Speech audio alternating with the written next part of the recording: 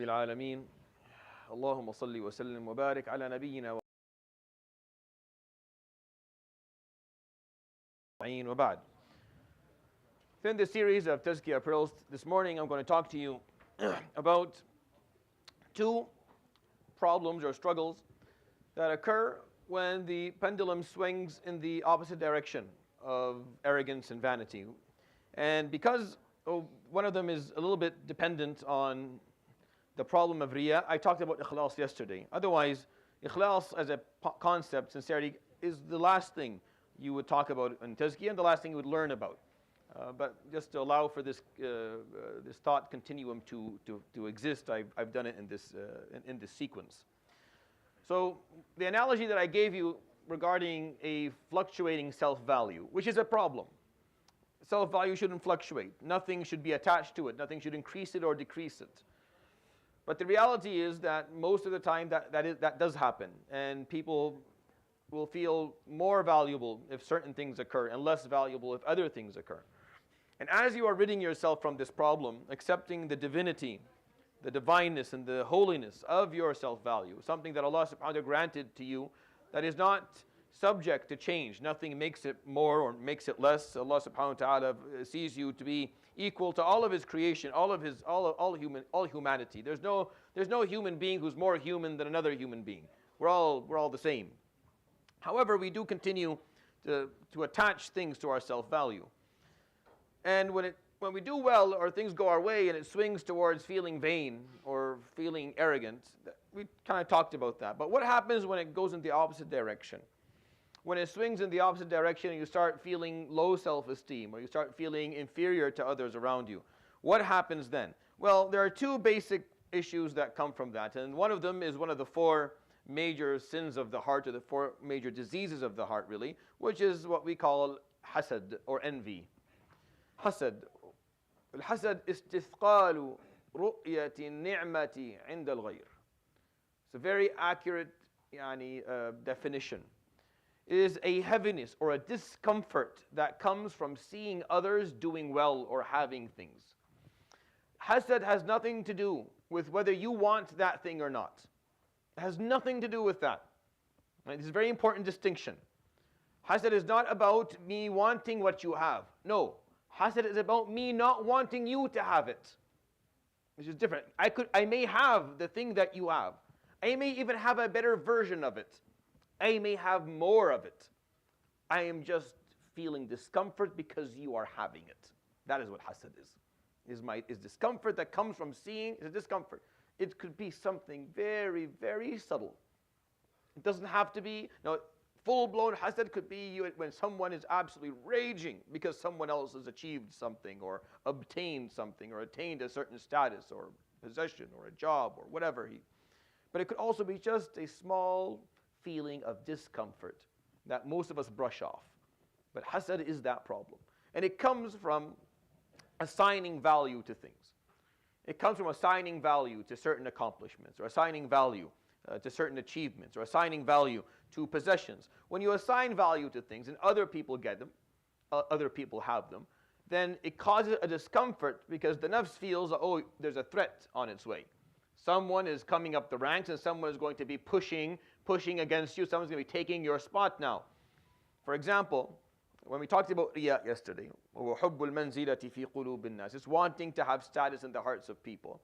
If someone comes along and starts achieving a certain degree of that, because you see that to be valuable, because you want attention, when you see someone else getting attention, then what ends up happening is you feel discomfort because they're getting attention, so you start to feel envious towards them.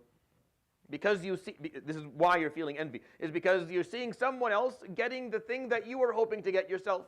You were hoping to have manzila. You were hoping to be valuable in the hearts of people. You were hoping to get people's attention and for people to praise you and love you. Someone else is getting it. So that's a threat to you. So you start feeling envious. You feel discomfort that they're getting it as well. Even though there's enough to go around for everyone, logically speaking, there's enough attention to go around for everyone, but you just don't like the fact that someone else is getting it. So riyah generates a certain degree of envy, right? And kibr, when you're comparing yourself to people, so you're feeling better than them when you're doing certain things. But when someone comes along and they're better than you at that same thing, and your pendulum swings towards the other side when you have low self-esteem, then what ends up being generated, the feeling, is envy. You start feeling that hasad. You want them to lose it. You don't want them to have it anymore. And this distinction is very, very important, because you can see someone who has something and want it, and that's not hasad. That's not hasad. Allah subhanahu wa ta'ala distinguishes for us, and the Prophet ﷺ does as well. There's something called ghibta. Right? Ghibta is good. Ghibta is when you aspire. I see that you have something. I like what you got there. Now, so I'm inspired. I'm inspired to go and try and achieve it myself. I'm inspired to go and try and get it for myself because I think it's valuable. I have no interest in you losing it. You can inspire me by having certain things, by accomplishing certain things, or achieving certain status or possessions that you have, which is very petty, but it's still, for me to be inspired by it is very reasonable. And that's called ghibta. And the Prophet ﷺ tells us that ghibta is only reasonable, it's only worth having ghibta in two situations. When someone is granted wisdom, knowledge, or the Quran, and they're using it well, or someone is granted wealth and they are spending it for the sake of Allah subhanahu wa ta'ala. Those are the only two situations where the Prophet ﷺ thinks it's worthy of seeing someone and being inspired to do what they're doing, right? Wanting what they have. So really, when you talk about hasad, I'm not talking about you wanting what other people have. The problem is that you don't want them to have it. That is the problem. Feeling discomfort. Hearing that Fulan achieved this, or Fulan, and he got that. And then you feeling inside of your heart just a moment of dhiq. Just a moment of discomfort. Even if it's subtle, even if it's really subtle, even if it's just a second, you have to ask yourself, why is that? Why is that? Because the proper response is not that. The proper response is not to feel that. I'm going to explain to you what the proper response is in a moment. When Allah subhanahu wa ta'ala talks about hasad, He gives us two prime examples in the Quran that is worth reflecting upon because they're very important. The first one is the example of Qabil and Habil. وَاتْلُ عَلَيْهِمْ نَبَأَ ابْنَيْ آدَمَ بِالْحَقِّ إِذْ قَرَّبَا قُرْبَانًا فَتُقُبِّلَ مِنْ أَحَدِهِمَا وَلَمْ يُتَقَبَّلْ مِنَ الْآخَرِ قَالَ لَأَقْتُلَنَّكَ قَالَ إِنَّمَا يَتَقَبَّلُ اللَّهُ مِنَ الْمُتَّقِينَ. The raw experience of the human race is found in the story of Adam and his children, because still the story was at the beginning of it. People were still learning about themselves and how they felt and their emotions and how they kind of deal with them. And what happened was Allah subhanahu wa ta'ala, the interesting piece is why it occurred. Allah subhanahu wa ta'ala, the teachings for the sons of Adam alayhi salam is that when we made an offering to Allah subhanahu wa ta'ala, because there's the lack of masakeen, because only a couple of people that were alive anyways, only the number of people was very low, and they were all doing all right. So the way to offer a qurban was that you would choose from something you want to offer to Allah subhanahu wa ta'ala, put it in a field, and then if nature took it, then that was the dalil that Allah accepted it. If it didn't, then it was being rejected. So what happened was Qabil put forward the worst of his crops, and Habil put the two best sheep that he had. So Allah subhanahu wa ta'ala accepted the sheep of Habil and rejected the crops of Qabil. So Qabil became envious. His envy was based on acceptance from Allah subhanahu wa ta'ala. Which brings me to understanding that there are three types of envy. One that scholars of Tazkiyah aren't willing to even talk about. If you have it, go figure it out. Don't come back when you fixed it, because it's not worth even discussing. Which is having hasad over issues of dunya. Meaning you have hasad because someone has more wealth than you, has a bigger house than you. Most scholars of Tazkiyah aren't even willing to address that. They see that to be very petty and to be evidence of a problem that is too big. You're letting something go unnoticed is too big. How could you care if someone has dunya or doesn't have dunya? How could you care if someone is granted something that's going to stand them Yawm al-Qiyamah in front of Allah subhanahu wa ta'ala for years and years as they're held accountable for it? What exactly is it that you're bothered by? Meaning they see that as a distortion of understanding of reality, of their relationship with Allah subhanahu wa ta'ala, so deep that they're not willing to even talk about this. You need to go and figure out the basics. Because you should not have hasad towards issues of dunya. I do understand that it happens all the time, but I'm saying that's how most scholars of Tazkiyah address this topic. The second type of hasad is where you have hasad for an issue of akhirah over an aspect of dunya. So it's a little bit complicated. This is the most common of them all. Meaning, your hasad is for someone who is doing something that's bringing them closer to Allah subhanahu wa ta'ala, but your hasad is not over that. Your hasad is that it is bringing them something good in dunya. So you're bothered that they're doing well in terms of their relationship with Allah subhanahu wa ta'ala, they're learning more, but you're bothered that they're getting more popular, that they're getting more admired, that they are achieving higher status. So you're bothered over an issue of dunya, but it's being achieved through a theme of akhirah. And that is the majority of hasad that exists, that the scholars are willing to talk about.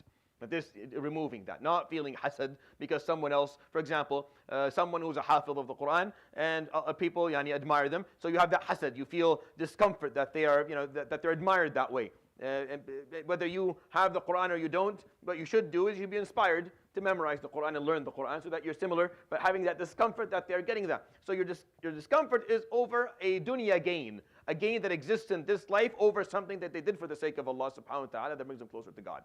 The third type of hasad, which is the most subtle of all and the most difficult of all, and most of the books of Tazkiyah just talk about this piece, is having hasad over an issue of akhirah, purely an issue of akhirah, as the example of Qabil and Habil. What bothered Qabil is that Allah accepted his brother and didn't accept him. Is the acceptance of his brother. That's what bothered him.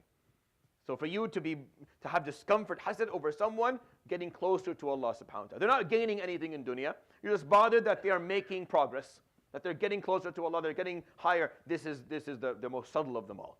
Where you see someone's doing more qiyam al-layl, someone is giving more sadaqah, and no one's really recognizing it, no one cares. He's not showing it off or anything, but you're just bothered by the fact that they're doing that they're doing it more than you. And that is like the most subtle aspect of hasad, and that is the most dangerous of them all. And the story of Qabil is that Allah accepted his brother, didn't accept him. So when he came, he didn't know how to manage this feeling of envy. It was still very raw. He didn't know what this was. This feeling was bothering him. He didn't understand it. So he blurted out something that no one would do. I'm going to kill you. Because that's how he felt on the inside. This is how he felt. And no one who's a meticulous murderer is going to come and say that up front. He didn't know what he was doing. He was just so he got upset. So Habil alayhi salam, who had knowledge, said, إِنَّمَا يَتَقَبَّلُ اللَّهُ مِنَ الْمُتَّقِينَ. So it's not, don't be upset. It's Allah subhanahu wa ta'ala accepts from those who are mindful of what they're offering. Just show taqwa in what you offer, and Allah will accept from you as well. And if you do this, it's a simple, just change what you did, and Allah will accept you as well. But he didn't care about that. He didn't care that he didn't get accepted. His problem was that his brother got accepted. And this is the problem of hasad. Hasad is not, you allow someone else's achievement, someone else's success bother you, when you should be focused on what you have done and what you should be doing next. So this is the problem of hasad. And it happens when the pendulum swings towards that other part, but we shouldn't allow it to. So what happened? He killed his brother. Hasad is so powerful. وَمِن شَرِّ حَاسِدٍ إِذَا حَسَدٍ, right? Surah Al-Falaq, when Allah subhanahu wa ta'ala tells us, seek refuge from a number of things. Seek refuge min sharri ma khalaq, from the evil that exists in everything. This is like the general statement, the huge statement. وَمِن شَرِّ غَاسِقٍ إِذَا وَقَبْ, and the evil of darkness when it starts to slowly cover everything. وَمِن شَرِّ النَّفَّاثَاتِ فِي الْعُقَدِ, and from the evil of those who bring difficulties to you in your life. ينفث في العقد, you can explain it in a way of sihr or whatnot, but really the meaning of it in Arabic is those who make obstacles for you. وَمِن شَرِّ حَاسِدٍ إِذَا حَسَدٍ, and from a spot of envy in the heart of a human being. Because that one little dot of envy can turn into something much bigger. The other example of hasad, interestingly enough, is very similar. The brothers of Yusuf and Yusuf. So the parallels of the two stories of hasad that we have, both siblings, and both were attempted or achieved murder. Both. Qabil killed Habil. He couldn't control his envy of his brother.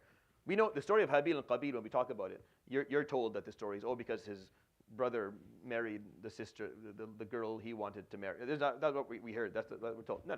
The Quran doesn't talk about that. The Quran talks about hasad here, that he got accepted, not about a woman. Not about a marriage. The Quran, when it talks about the story of envy that occurred in Qabil's heart, was not based on marriage. It was based on acceptance, that Allah subhanahu wa ta'ala accepted his brother. So it was an issue of akhirah. It was an issue of Allah subhanahu wa ta'ala. We crave attention.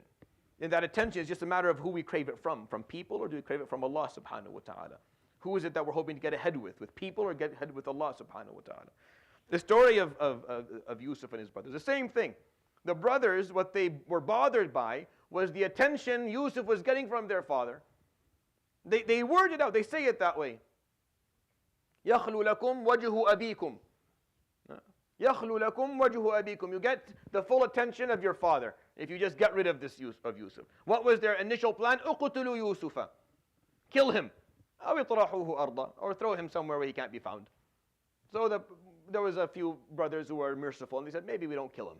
How about we just throw him into a well, and that way we don't have to actually do the deed. He can just die by himself.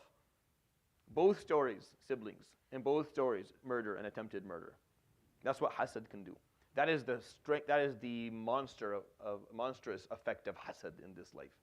It's very important that you take time and you think about stories in your life where you felt hasad. And I'm not talking about the full-blown degree of it. I'm not talking about the Qabil level or the brothers of Yusuf level where you've thought of harming someone. I'm just asking you to think about when you heard about someone else's achievement, success, accomplishment, and felt a little bit of discomfort in your heart. And then ask yourself the question, why was that? Why did I feel discomfort? You see, the solution to hasad is an Islamic concept. It's not an act of dhikr or tasbih, as I talked about, for example. For vanity, it's the praising of Allah subhanahu wa ta'ala. Kibr, it's the istighfar. Ikhlas, it's riya, it's tasbih. But for hasad, it's not a word that you will say. It's a mentality that you will carry. It's the mentality of togetherness or jama'ah that we have within Islam. It's the idea that we are all wearing the same jersey with different numbers on our backs, that we're a part of the same team, that we're working together. A person who has a team mentality is someone who wants as many good players on his team as possible because the goal is that the team wins. An individualistic player on a team is not helpful, and people don't like them. And players like that are not desirable by coaches or by the fans or the teammates because their focus is about their own glory. They don't want good players on the team because that will steal the spotlight. Right? So they don't want that. They want to be the best player. If you are the best player on the team, then your team is miskeen. If I'm the best player on the team, this team is in trouble. This team is not going to do very well. My hope has to be that we have a lot of great players on the team, way better than me, that I'm the least good player. Because if I'm the least good player, that this team is going to win. Everyone's better than me, we'll do well, inshallah. It's the mentality of jama'ah, where when I see someone doing better than me, when I see someone who has more, instead of feeling that discomfort, I feel happy. Because that means my team is going to win. My team, if I understand the difference here. Good teammates, a good team player, that's a good team player. A good team player is someone who wants everyone around to be better because that means the team is going to win. If you don't, that means you're a crappy team player. And yeah, you'll get the glory, you'll score the goals, but your team will lose every time.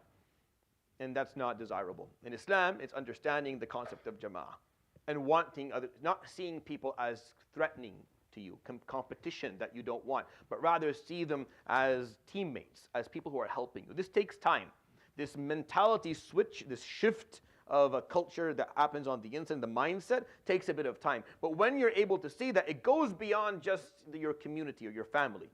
It goes beyond a family where you see all your family members to be your teammates or your community members to be your teammates. You start seeing the human race as your teammates.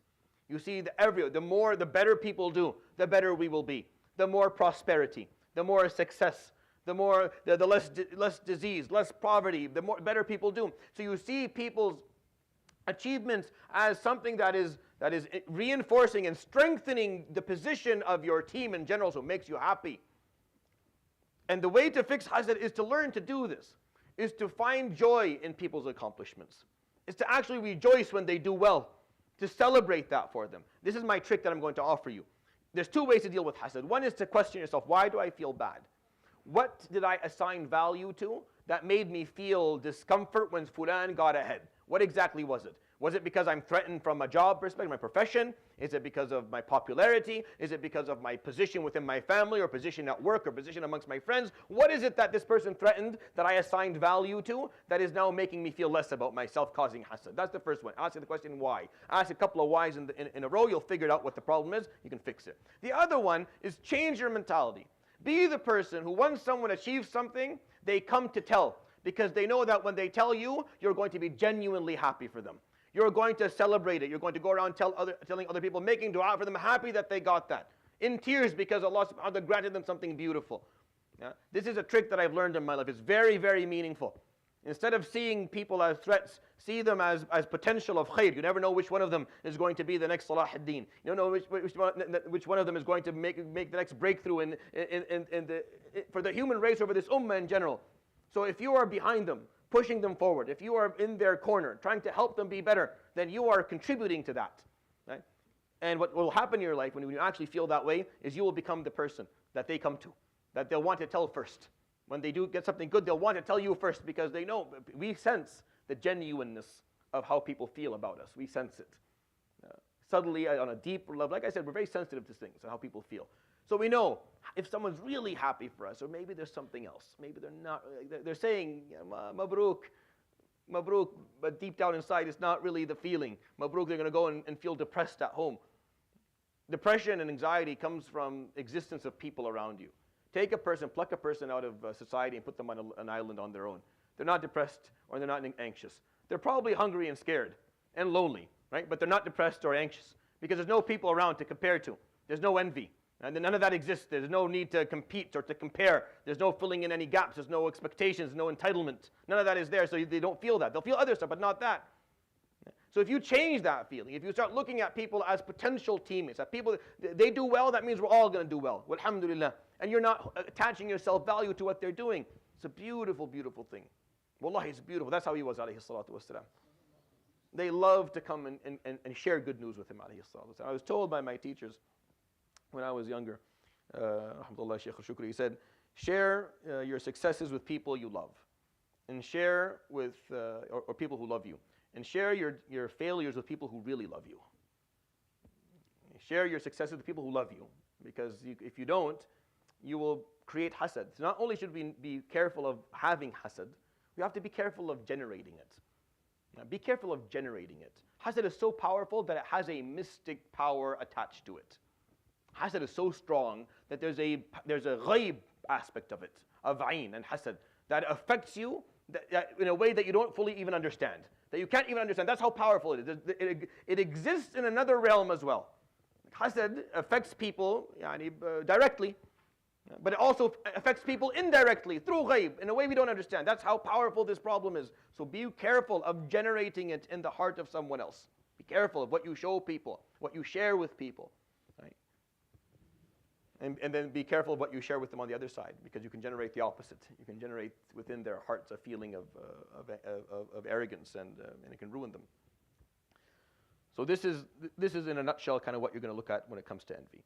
The other emotion that will be generated when the pendulum swings towards low self-esteem and inferiority is anger.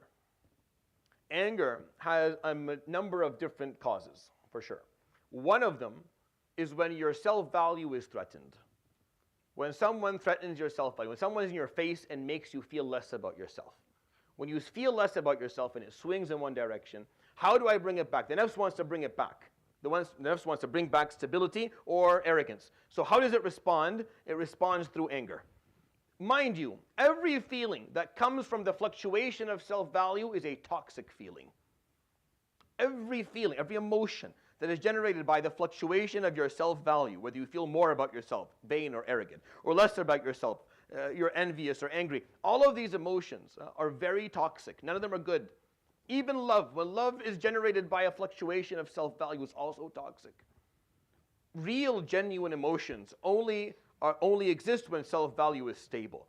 And most of us, because we don't even know, everything is about our self-value fluctuating up and down, we don't even know what it means to feel a genuine emotion. So when we run into it, we find it very overwhelming. We find it very difficult to deal with, and we don't even know how to actually handle it. And I'm going to talk about this, inshallah, in another 2 days when I talk at the end of the series, inshallah, because it's very important.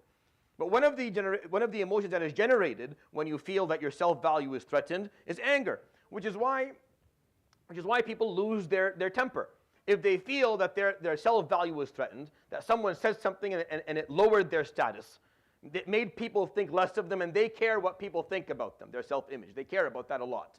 They take value from the way people see them, from their self-image in front of people. So if you brought their status down in front of others, that means their self-value went down, they feel angry. So the response becomes a response of aggression.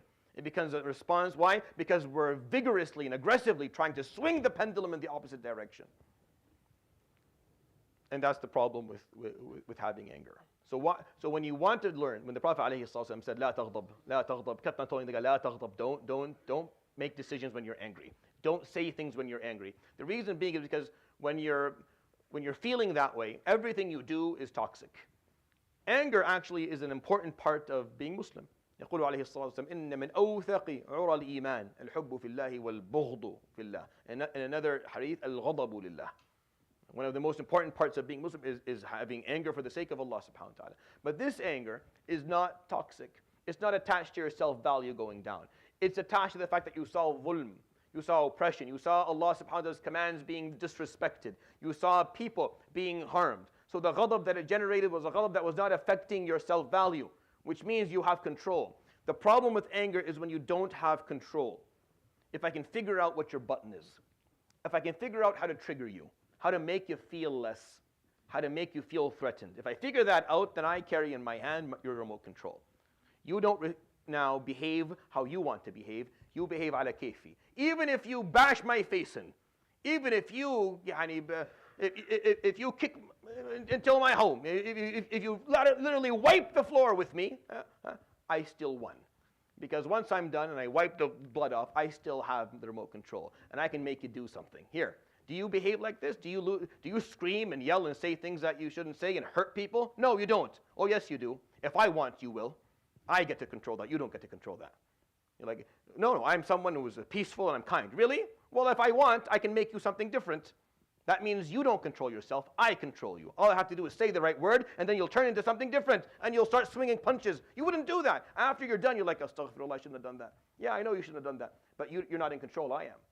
That means you're weak. So even though you mop the floor with me, but I'm still stronger than you because I get to control how you're going to behave, and that is true control. I control your responses. Why does that happen? Is because if I can just get to you, if I can get to something that you are vulnerable about, that you are self-conscious about, something that you don't have stability about, if I can just get to it, I can poke it, that I can make you angry. That's why you never make a decision when you're angry. Children know that, by the way. Children know when you are when you are chastising them and angry, out of anger versus out of care. They know, they can feel the difference.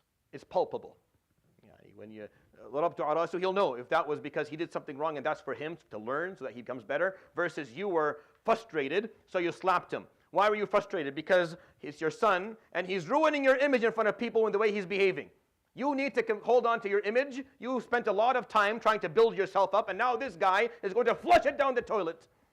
Oh, this whole life, it took me all this life to get to a place where people respect me. Now I'm going to ruin my life. You're going to make me look like an idiot in front of everybody. So you slap him on the head, and it's not because of him, not because you want him to be better. It's because you feel threatened. When you talk to him, he doesn't listen to you. If you get angry because he didn't listen to you, because he is learning a bad habit, because he is disobedient to a parent, because he is not listening to an adult, that's for him. But if you're upset because he is threatening your authority, because you see yourself through your authority as a father or as a mother, and he's not listening to you, that means he's taken away from your authority as a father, so you're less of a father. And if you attach your value to being a father or a mother, that means you feel less about yourself, so you slap them, but this time is different. This time is because it's about you, it's not about them. Kids know the difference. So do you, and so do you. You know when people are doing something for you versus for themselves. And anger is just the way that is the only way the nafs knows how to bring the pendulum back, how to swing things towards at least confidence and humility, or if not beyond that. Tazkiyah is learning how not to allow anyone to get to you that way, not to allow anything to generate envy in your heart or generate anger in your heart. And if they do, learning how to calm yourself and then bring things back again by fixing the problem. When you're driving your car and you have road rage, take some time and think about why you have such road rage. Where does it come from? Where is it? What is the essence of it? The essence of it, I'll give you an example, is this person is behaving selfishly, and they're disrespecting you. And they're using a 700-kilogram weapon that could ruin your life, and they're doing it recklessly. So for you, when you're upset, what's happening is that you're feeling that this person should show you more respect, should care about your well-being more, and they don't, and that's making you feel less about yourself when they do it, so you're getting angry. This person who's trying to get in and they shouldn't try to get in. However, if I told you another story about this same person who's trying to cut you off, And I told you this guy was at work, got a phone call from his wife that she is in labor and no one is there to take her to the hospital. Are you angry now? Are you angry now? Now you're not angry anymore. Now you're going to hit the brakes. Foot. Of course, get it, and you're going to try and protect this guy. Why? What changed? What changed is how you understood the situation. Is your assessment of it. This is about you. You have no idea. You didn't know that this. You assumed that this guy was being 1, 2, 3. This guy is just being rude and disrespectful and lacking. You don't know that, but you filled in the gaps. Allowed that. This is how insanely petty we can be as human beings. We assumed why this person was doing something. We let that assumption threaten us, and then we got angry. And you wrote your own movie and bothered yourself with it. You ruined your day with a bunch of assumptions that you knew nothing about. And if I give you a piece of information of reality about this person, you would be like, oh, well, or if you found out that this guy wasn't focused, he just got a phone call that someone died, and he didn't look in his mirror, and he didn't notice. You're like, you feel ashamed of yourself. You feel ashamed of yourself for your anger. It has nothing to do with them. Hasad has nothing to do with them, and anger has nothing to do with them. Hasad and anger have everything to do with you and your self-value. And I know that the majority of this series has talked about self-value. What can I do for you? You can't really learn anything within Islam if you don't understand this topic. 2 things I told you at the beginning: self-value and mortality. These 2 things are clear, then honestly you don't even need to listen to me. You just read the Quran. The Quran will teach you everything.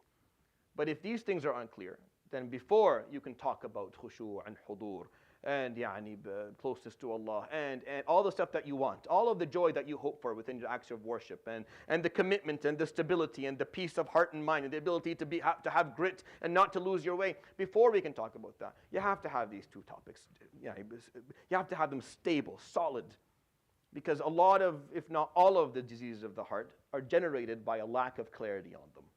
And that's why I'm going to share.